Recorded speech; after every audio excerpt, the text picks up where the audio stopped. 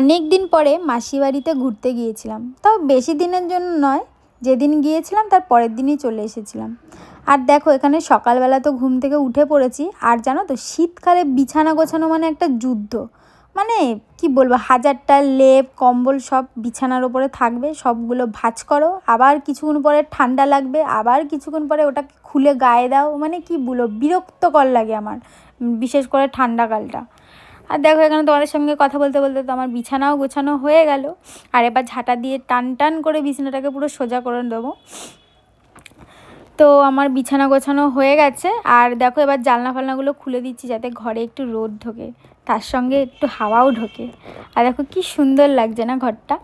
তারপরে তো সকালবেলা মাসি আমাকে কফি বানিয়ে দিল, আমি একটু কফিই খাচ্ছিলাম। আর আজকে তো যেহেতু ঘুরতে এসেছি তাই কোনো কাজ বাজ নেই, সারা দিন ছুটি আমার।